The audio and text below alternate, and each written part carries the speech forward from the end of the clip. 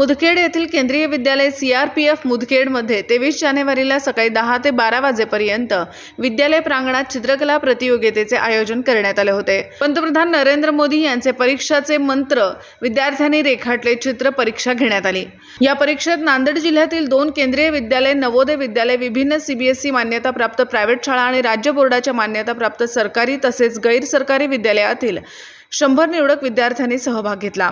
या प्रतियोगितेचे आयोजन माननीय प्रधानमंत्री नरेंद्र मोदीजी यांच्या महत्त्वाकांक्षी कार्यक्रम परीक्षा पे चर्चा या निमित्त करण्यात आले। यात विभिन्न विद्यालयातील वर्ग 9 ते 12 पर्यंतच्या विद्यार्थ्यांनी आपल्या प्रतिभेचे प्रदर्शन केले। चित्रकलेचे विषय माननीय प्रधानमंत्री द्वारा परीक्षा योद्धा या पुस्तकात दिलेले मंत्र तसेच चंद्रयान, भारताची क्रीडा क्षेत्रात सफलता, विकसित भारत, नेताजी सुभाषचंद्र बोस आणि आदित्य L1 हे होते।